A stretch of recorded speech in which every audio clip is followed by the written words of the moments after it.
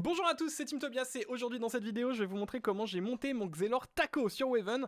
Il est 47, d'ailleurs il va lui falloir encore une petite heure, voire 2 heures de farm pour passer level 50.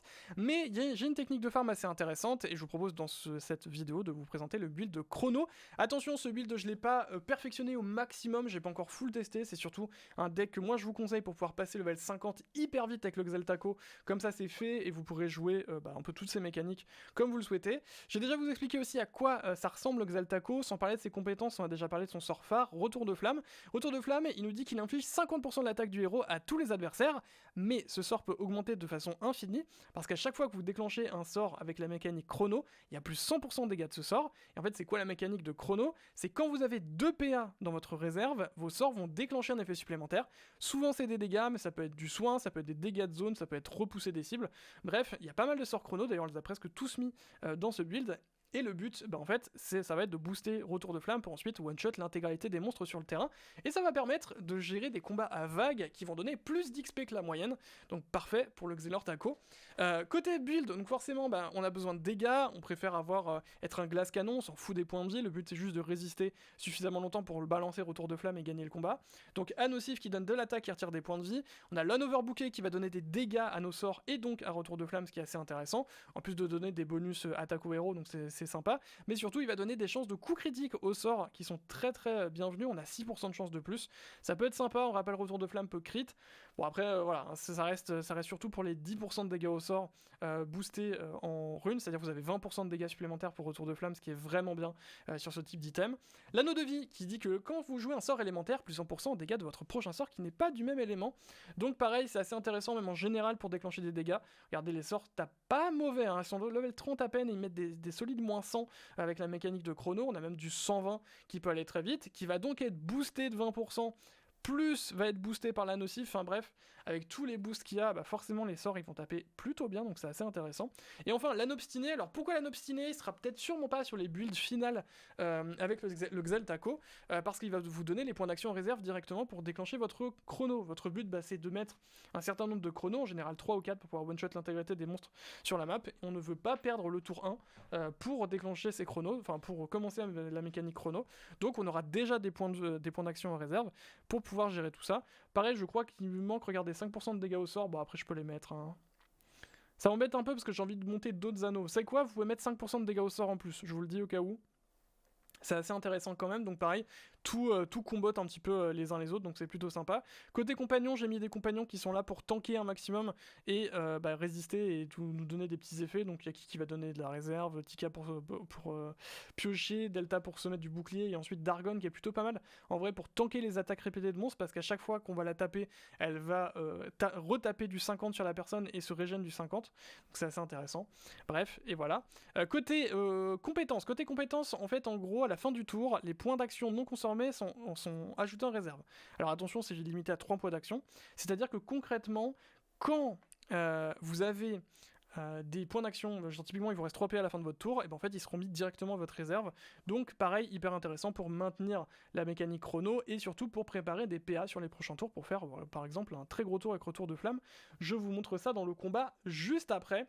Ensuite vous avez une deuxième mécanique que moi j'aime beaucoup et qui va très bien avec, donc je vais vous montrer aussi d'ailleurs comment elle s'appelle. C'est Destruction Taco. Lorsque vous lancez un sort qui coûte 5 points d'action en plus, ça inflige 62 dégâts aux adversaires alignés avec votre héros, mais c'est boosté par déjà votre attaque en général, mais surtout c'est boosté par le plus 20% de sort. Alors je sais plus exactement ce qui booste quoi, mais concrètement considérez que ces dégâts sont boostés dès lors que vous lancez un sort. Vous montez à 90 de dégâts, ce qui est vraiment bien, sachant qu'on peut encore augmenter les dégâts, donc c'est assez intéressant et ça va permettre en fait de mettre en ligne à chaque fois que vous lancez un sort une centaine de dégâts supplémentaires.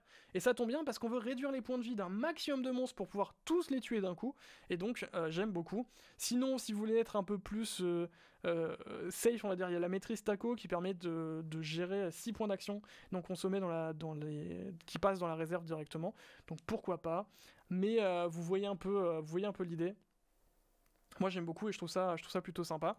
Côté sort, donc on a Retour de Flamme, tous les sorts chrono, je vais résumer comme ça parce qu'en vrai il n'y a pas grand chose d'autre à dire.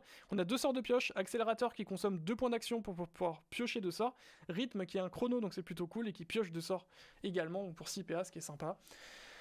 Et voilà, je pense que c'est plutôt pas mal. J'ai essayé de résumer assez rapidement parce que c'est vrai que la plupart des présentations de build quand je vous les fais, c'est un peu fastidieux, etc. Enfin, c'est un peu long, ce que je peux comprendre. En général, on veut voir aussi. Alors, maintenant qu'on sait tout ça, on va se diriger directement vers Thomas Tognon qui se trouve juste ici sur la cité de Brakmar. Voilà, c'est une quête assez particulière. Et en fait, en gros, vous allez lancer un combat. Alors, personnellement, je vous conseille le niveau 68 parce que je trouve que c'est un bon rapport temps, XP, points de vie des monstres, etc. pour aller one-shot. Mais surtout parce que les placements de rip-up des monstres sont un peu plus avantageux. Petite aussi précision pour les rip-up des monstres. Donc en fait, c'est un combat à vague. C'est-à-dire que vous allez affronter 3 monstres, plus 2 monstres et 2 monstres. Vous allez donc affronter 7 monstres, qui vous permet d'avoir plus d'XP sur ce combat. La stratégie du combat, elle est plutôt simple. Vous commencez votre tour, vous mettez un petit sort, voilà. Hop les. Si on a mis un sort, logiquement... Non, ça n'a pas encore augmenté nos dégâts. Voilà, genre pour l'instant, regardez la mécanique. Alors vous le voyez pas avec ma caméra, je vais essayer de bouger un peu ma caméra. Non, ça c'est le jeu. Hop là. Ah oui, il faut que je la retire, elle était avec la caméra. Voilà. Imaginons que je mette ma caméra par ici, regardez en haut à gauche de l'écran, en fait, lorsque vous infligez des dégâts, ça inflige 66 de dégâts aux adversaires alignés, ce qui paraît très peu. Mais en fait, ne vous en faites point. Voilà, on va rebalancer un sort, hein. Hop là. On va se mettre par ici, parce qu'en général, pendant le rip-up, c'est un peu plus intéressant. Et ensuite, regardez, si j'ai lancé un sort, voilà. Lorsque vous lancez un sort qui coûte 5 points d'action en plus, inflige 102 de dégâts aux adversaires alignés avec votre héros. C'est-à-dire que concrètement, les anneaux ont boosté les dégâts de votre passif, et votre passif va être un peu plus intéressant. Bref, revenons à là où nous étions. Je vous montre aussi un des pires placements qu'il peut y avoir sur tout ça. Voilà, donc imaginez les monstres sont tout autour de vous, c'est pas ouf, c'est pas super, etc. Bah en fait, c'est pas très grave. C'est pas très grave. Pourquoi? Parce qu'on va utiliser quelque chose de très très simple. On va mettre Equinox qui va permettre de mettre quelques dégâts. Bon, je dis quelques dégâts, mais en vrai, c'est plutôt pas mal. On va déclencher notre réserve, utiliser téléportation contrôlée, qui va encore une fois mettre quelques dégâts. Je vais taper lui parce qu'il n'est pas aligné, comme ça, il prendra pas trop de patates. Et hop, en fait, on va se téléporter et puis on va esquiver les monstres. C'est aussi simple que ça. Là, les monstres vont pas nous embêter. Il y a eux qui vont spawner et qui vont pas nous embêter non plus. On va juste se prendre quelques sorts, on va perdre quelques points de vie. Donc attention côté points de vie aussi, je vous montre. Hop là, je vais mettre par ici. Côté point de vie, on peut en perdre très rapidement avec les sorts qu'ils mettent. Donc ça peut très vite mal se passer. Mais là, vous en faites pas. C'est plutôt pas mal. On a notre chrono qui est plutôt bien. Je peux vous montrer un chrono de 3 si vous voulez. Vas-y. Je vais vous montrer un chrono qui est pas super chargé. Voilà, on veut poser notre cerveau sur la table, on se casse pas la tête. Je vais déclencher le sort. Et voilà. Donc là, j'ai tapé tout le monde avec la mécanique de chrono. On en a déclenché que 3. C'est vraiment important à notifier. Et regardez les dégâts que se prennent les monstres. Ça peut faire en plus quelques tchals. Ok, donc là on a mis quelques dégâts, c'est pas mal, mais attention quand même, il faut rester en vie. Donc là, on invoque. Parce que là du coup, vous avez 500 HP, donc les monstres ils vont pas logiquement venir vous taper, ils vont plutôt préférer aller taper vos compagnons, et vous pourrez finir facilement ce combat. Donc ça c'est la façon, on va dire, un peu ghetto de le faire, quand les sorts sont pas trop dans le sens là, quand les monstres sont pas hyper intéressés. Et au final, vous allez voir que ça marche super bien, hein. Il n'y a pas vraiment de grosses difficultés. Côté point de vie, on s'en sort plutôt bien malgré le fait qu'il y ait des sorts qui attaquent plutôt bien.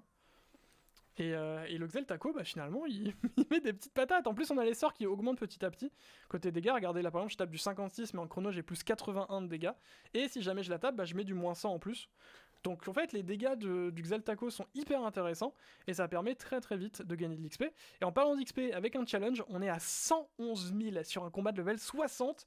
C'est hyper intéressant. On est plutôt sur de l'XP d'un combat level 100 là, hein. Littéralement, quand vous avez un petit chal.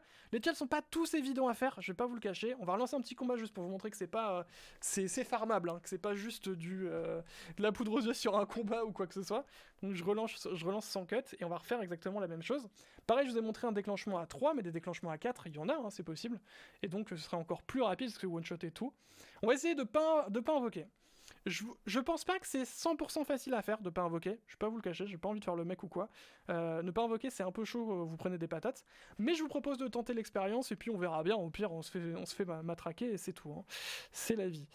Côté dégâts, alors là j'ai le style vent qui pourrait être sympa, vous savez quoi, je vais essayer de reculer les monstres, on va jouer intelligemment quand même. Là j'ai de quoi mettre 2 sorts chrono pour bien booster la mécanique. Je perds pas trop de PA en plus en réserve donc c'est super. On a la téléportation longue aussi, qui est assez intéressante. Donc la TP longue, qu'est-ce qu'elle nous dit? En fait, elle nous dit qu'on se téléporte de 3 cases à la place de 4, donc on est moins safe, mais ça utilise moins de PA, donc je peux utiliser Equinox dans le tour. Et Equinox, pour retirer des points de vie, bah c'est pas mal. Ok, on va faire ça. Par contre, du coup, je prends une patate. Donc je prends un dégât. C'est là que ne pas invoquer, typiquement si vous êtes en situation de farm, bah en fait là vous invoquez et puis vous en foutez en fait. Hein. Là ce mob là il vous tape pas de toute façon parce qu'il y a son pote, il y a sa pote qui respawn. Prenez qu'un seul dégât. Le critique me fait pas du bien, je vais pas vous le cacher. On a un compteur de 4 en chrono, donc on va mettre beaucoup plus de damage que ce qui est prévu. Et logiquement on devrait peut-être one shot un peu tout ce qui bouge là. Ce qui m'embête c'est lui qui a bouclier. S'il a bouclier on pourra pas le tuer facilement, mais bon on va tuer tout le monde derrière, hein. Donc écoutez, pourquoi pas. Hein. Pareil, en augmentant dégâts, puis hop, hein. Pouah, le crit. Bon, le crit, pareil, ça peut arriver, mais concrètement, c'est pas obligatoire. Hein. Là, côté dégâts, on avait au moins mis du 300, c'était sûr. Mais hop, vous tuez tout le monde. Et pareil, vous avez la mécanique où vous pouvez abandonner si vous tuez absolument tous les monstres. Là, on a eu quelques petits problèmes, on va pas se le cacher. Bon, les sorts mettent des patates aussi, donc faut faire attention. Pareil, vous avez Steel Good qui permet de se soigner, qui peut être vraiment intéressant. Je pense qu'on va l'utiliser ici d'ailleurs. Lui, il a que 2 PM, donc autant safe. Hein. Voilà, un petit plus 300, c'est assez agréable. Je peux même me permettre, si je veux, d'aller récupérer une tomate. Pareil, alors petite mécanique, vous avez des tomates quand vous avez tout ça.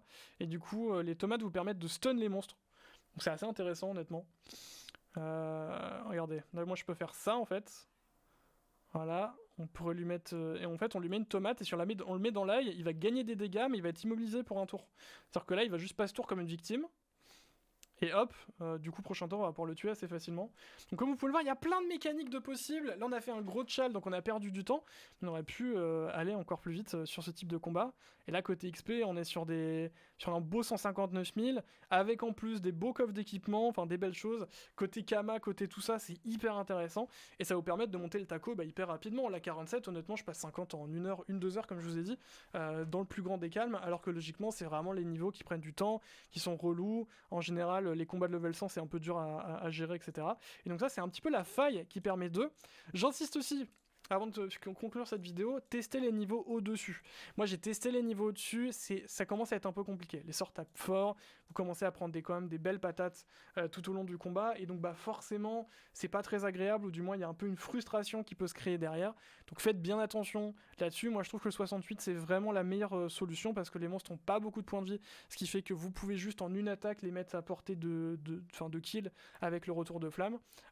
Et derrière les sorts sont pas trop présents, donc vous pouvez vous prendre 1 ou 2 patates, c'est pas très grave si vous voulez faire un challenge typiquement pour économiser du temps.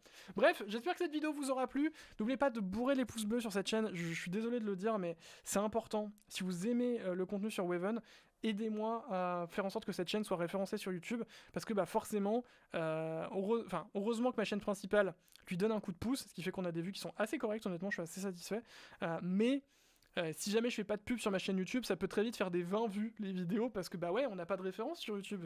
C'est normal, il n'y a pas de référencement. Donc vous êtes la clé du référencement, merci pour votre soutien, merci de rendre cette chaîne possible, et je vous dis à la prochaine pour une nouvelle vidéo.